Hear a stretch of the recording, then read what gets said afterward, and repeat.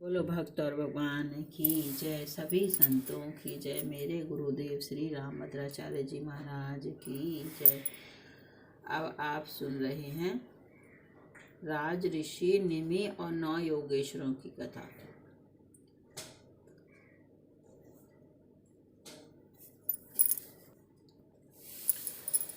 बोलो राज ऋषि निमि और 9 योगेश्वरों भगवान की जय। मैं राजा निमि जी और 9 योगेश्वरों की चरण पादुकाओं की शरण में हूँ। यदि कभी हरि और करभाजन जी भक्ति के अथाह समुद्र हैं, अंतरिक्ष और चमस जी वैष्णव उपासना में अनन्यता की परिपाटी को चलाने वाले हैं, प्रबुद्ध जी प्रेम की राशि हैं, आविर्होत्र जी ज्ञान और भक्ति के उदार दाता हैं, पिपलायन जी और द्रुमिल जी प्राणियों को भवसागर से पार करने वाले प्रसिद्ध जहाज हैं, श्री ऋषभ देव जी की पत्नी जयंती देवी को आनंदित करने वाले उनके ये 9 पुत्र संसार के तीनों तापों को तथा मानसिक रोगों को हरने वाले हैं।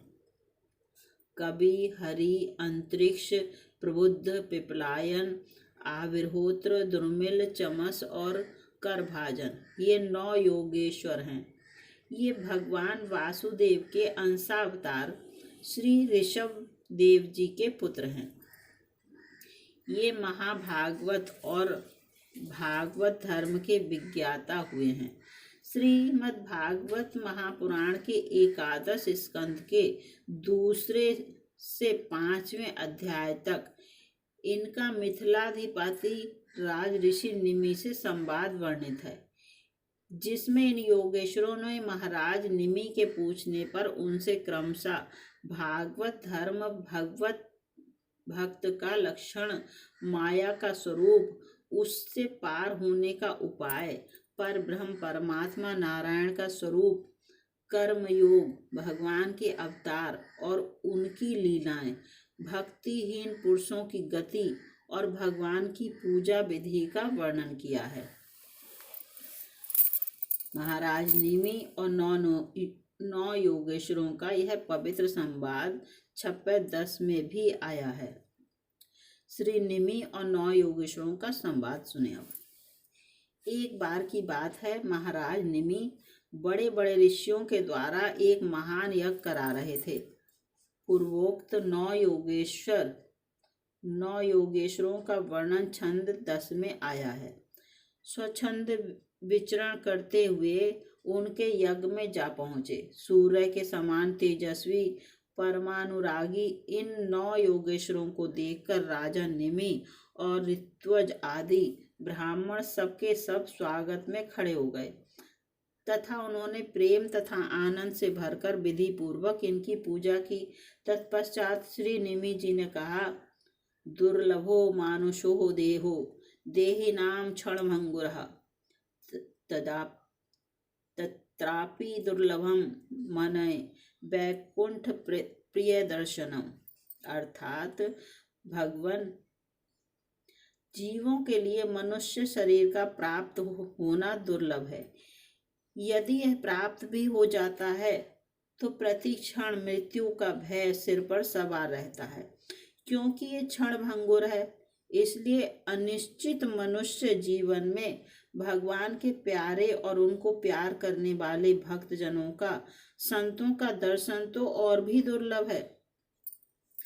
हम आप लोगों से यह जानना चाहते हैं कि जीव के परम कल्याण का स्वरूप क्या है और उसका साधन क्या है, तथा कृपा करके भागवत धर्मों का भी वर्णन कीजिए। श्री निमि के प्रश्न का अभिनंदन करते हुए श्री कवि जी बोले, अर्थात राजन, मन्ये कुश्चित् भयमस्तुस्तस्य पादाम्बुजोपासनमत्र नित्यम् उद्विग्न बुद्धे रस दातं भावाद विश्वात्मना यत्र निर्वित्ते भी। अर्थात राजन, भक्त जनों के हृदय से कभी दूर न होने वाले अच्युत भगवान के चरणों की नित्य निरंतर उपासना ही इस संसार में परम कल्याण है, आत्यंतिक क्षेम है और सर्वथा भय शून्य है, ऐसा मेरा निश्चय मत है। देह गेहादि तुच्छ एवं असत पदार्थों में अहंता एवं ममता हो जाने के कारण जिनकी चित्तवृत्ति उद्विग्न हो रही है, उनका भय भी इस उपासना का अनुष्ठान करने पर पूर्णतया निवृत्त हो जाता है। कल्याणकामी पुरुष शरीर से, वाणी से, मन से, इंद्रियों से, बुद्धि से, अहंकार से अनेक जन्मों अथवा एक जन्म की आदतों से स्वभाववश जो करे वह सब परम पुरुष भगवान नारायण के लिए ही है, इस भाव से उन्हें समर्पण कर दे। संसार में भगवान के जन्म की और लीला की बहुत सी मंगलमयी कथाएं प्रसिद्ध हैं, उनको सुनते रहना चाहिए। उन गुणों और लीलाओं का स्मरण दिलाने वाले भगवान के बहुत से नाम भी प्रसिद्ध हैं। लाज संकोच छोड़कर उनका गान भी करते रहना चाहिए तथा सर्वत्र आसक्ति शून्य होकर विचरण करते रहना चाहिए। राजन, यह आकाश, वायु, अग्नि, जल, पृथ्वी, ग्रह, नक्षत्र, प्राणी, दिशाएं, वृक्ष, वनस्पति, नदी, समुद्र सबके सब भगवान के शरीर हैं। सभी रूपों में स्वयं भगवान प्रकट हैं। ऐसा समझकर अनन्य भक्त प्राणी मात्र को प्रणाम करता है। जैसे भोजन करने वाले को प्रत्येक ग्रास के साथ ही तुष्टि, पुष्टि और क्षुधा निवृत्ति ये तीनों एक साथ हो जाते हैं, वैसे ही जो मनुष्य भगवान की शरण लेकर उनका भजन करने लगता है, उसे भजन के प्रत्येक क्षण में भगवान के प्रति प्रेम और प्रेमास्पद प्रभु के स्वरूप का अनुभव और उनके अतिरिक्त अन्य वस्तुओं में वैराग्य, इन तीनों की एक साथ ही प्राप्ति हो जाती है। भगवत भक्तों के संबंध में जिज्ञासा करने पर श्री हरि ने कहा, आत्म स्वरूप भगवान समस्त प्राणियों में आत्मा रूप से नियंता रूप से स्थित है और साथ ही समस्त प्राणी और समस्त पदार्थ आत्म स्वरूप भगवान में स्थित हैं। इस प्रकार का जिसका अनुभव है उसे उत्तम भागवत समझना चाहिए। बड़े बड़े देवता और ऋषि मुनि भी अपने अंतःकरण को भगवानमय मानते हुए जिन्हें ढूंढते रहते हैं, भगवान के ऐसे चरण कमलों से आधे क्षण, आधे पल के लिए भी जो नहीं हटता, निरंतर उन चरणों की सन्निधि और सेवा में संलग्न रहता है, यहाँ तक कि कोई स्वयं उसे त्रिभुवन की राजलक्ष्मी दे तो भी वह भगवत स्मृति का तार नहीं तोड़ता है, उस राज्य लक्ष्मी की ओर ध्यान नहीं देता। वही पुरुष वास्तव में भगवत भक्त वैष्णवों में अग्रगण्य है। श्री निमि जी की जिज्ञासा पर श्री करभाजन जी ने चारों योगों के ध्येय स्वरूपों का वर्णन करते हुए कलयुग में भगवान नाम संकीर्तन को सर्वश्रेष्ठ और सर्वसुलभ साधन बताया है। यही कारण है कि सतयुग, त्रेता और द्वापर की प्रजा चाहती है कि हमारा जन्म कलयुग में हो। आपका कथन है कि कलयुग में भगवत परायण भक्त बहुत होंगे। यथा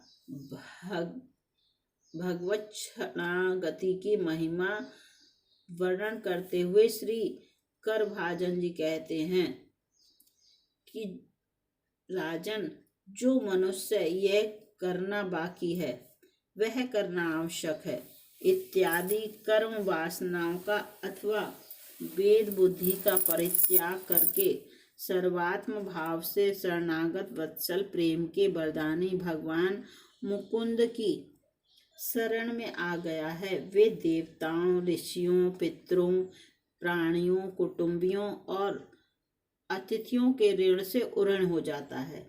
वह किसी के अधीन, किसी का सेवक, किसी के बंधन में नहीं रहता। श्री अंतरिक्ष जी ने माया का विशद विवेचन किया है। दृश्यमान जगत की उत्पत्ति, स्थिति, प्रलय माया के ही कार्य हैं। यथा एषा माया भगवतः सर्ग स्थित्यंत कारिणी। माया से मोहित होकर ईश्वरांश चेतन, अमल, अविनाशी, सहज सुख राशि जीव अनेक प्रकार की कामनाओं से युक्त होकर अनेकों कर्म, अकर्म, विकर्म करता है और उनके अनुसार शुभ कर्म का फल सुख और अशुभ कर्म का फल दुख भोगता है और विविध योनियों में जन्म लेकर इस संसार में भटकने लगता है। यथा कर्माणि कर्म भी कुर्वन् सनिमित्तानि देहभृत सतत कर्म फलम ग्रहण भ्रम हेत सुखेतरम। श्री चमस जी ने विमुख जीवों का अधःपतन वर्णन करते हुए उन्हें साधु पुरुषों की दया का पात्र बताया है। यथा यह शरीर मृतिक शरीर है, इसके संबंधी भी इसके साथ ही छूट जाते हैं।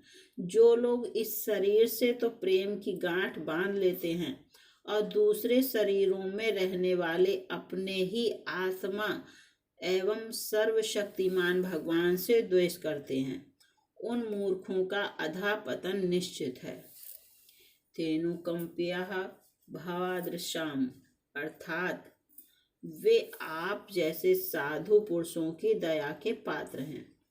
भगवान की दुरात्या माया से पार पाने के लिए उपाय निरूपण करते हुए श्री प्रबुद्ध जी कहते हैं इसलिए जो परम कल्याण का जिज्ञासु हो उसे गुरुदेव की शरण लेनी चाहिए। गुरुदेव ऐसे हों जो शब्द ब्रह्म वेदों के पारदर्शी विद्वान हों, जिससे वे आश्रित को ठीक ठीक समझा सकें तथा साथ ही पर ब्रह्म में परिनिष्ठित तत्वज्ञानी भी हों, ताकि अपने अनुभव के द्वारा प्राप्त हुई रहस्य की बातों को बता सकें। उनका चित्त शांत हो, विशेष व्यवहारिक प्रपंच में प्रवृत्त ना हो। जिज्ञासु को चाहिए कि गुरु को ही अपना परम प्रियतम आत्मा और इष्ट देव माने, उनकी निष्कपट भाव से सेवा करे और उनके पास रहकर भागवत धर्म की भगवान को प्राप्त कराने वाले भक्ति भाव के साधनों की क्रियात्मक शिक्षा ग्रहण करे। इन्हीं साधनों से सर्वात्मा भक्तों को अपने आत्मा का दान करने वाले भगवान प्रसन्न होते हैं। संत सद्गुरु समाश्रित साधक को चाहिए कि वे स्वयं राशि राशि पापों को नष्ट करने वाले भगवान श्री हरि के महामंगलमय नामों का स्मरण करे और एक दूसरे को स्मरण कराए। इस प्रकार साधन भक्ति का अनुष्ठान करते करते प्रेम भक्ति का उदय हो जाता है, जिससे शरीर में निरंतर प्रेम के अष्ट सात्विक भाव रोमांच आदि बने ही रहते हैं। यथा स्मरन्तः स्मरान्यन्तश्च मिथ्यो घोघ्रहं हरिं भक्त्या संजात्या तया भक्तया बिभ्रत्युत्प्लुकां तनुम्। जो इस प्रकार भागवत धर्मों की शिक्षा ग्रहण करता है उसे उनके द्वारा प्रेम लक्षणा भक्ति की प्राप्ति हो जाती है और वह भगवान नारायण के परायण होकर उस माया को अनायास ही पार हो जाता है, जिसके पंजे से निकलना बहुत ही कठिन है। श्री निमि जी के कर्म योग के संबंध में जिज्ञासा करने पर श्री आविर्होत्र जी ने भगवत सेवा पूजा रूप कर्म को परम कल्याणदायक बताया है।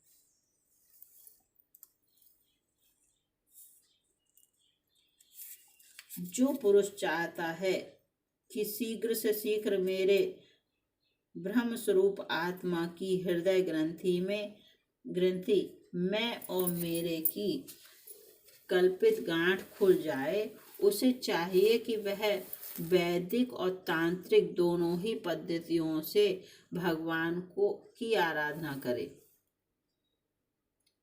आराधना विधि का संकेत करते हुए कहते हैं कि अपने अपने उपास्य देव के विग्रह की हृदयादि अंग, आयुधादि उपांग और पार्षदों के सहित मूल मंत्र द्वारा पाद अर्ध आचमन मधुपर्क स्नान वस्त्र आभूषण गंध पुष्प अक्षत तिल का अलंकार में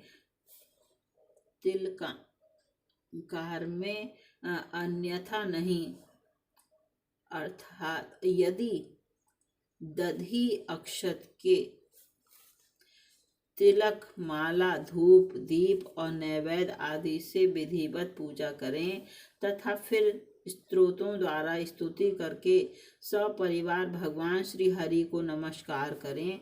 ऐसा करने से वह शीघ्र ही मुक्त हो जाता है। यथा अचिरान मुंचते ही सह। श्री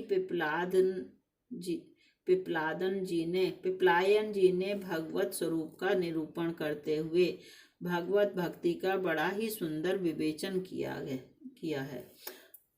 यथा जब भगवान कमलनाभ के चरण कमलों को प्राप्त करने की इच्छा से तीव्र भक्ति की जाती है, तब वह भक्ति ही अग्नि की भांति गुण और कर्मों से उत्पन्न हुए चित्त के सारे मलों को जला डालती है। जब चित्त शुद्ध हो जाता है तब आत्म तत्व का साक्षात्कार हो जाता है। जैसे नेत्रों के निर्विकार होने से सूर्य के प्रकाश की प्रत्यक्ष अनुभूति होने लगती है।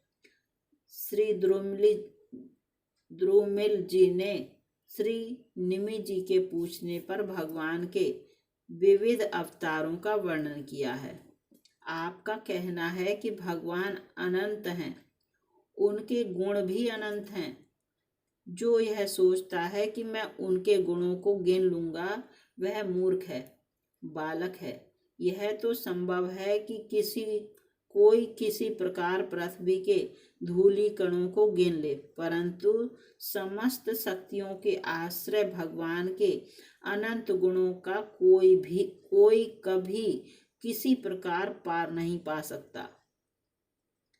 यथा बोलो कृष्णवान की जय। यो वा अनंतस्य गुणान्तानुक्रमिष्यन् स तु बाल बुद्धिः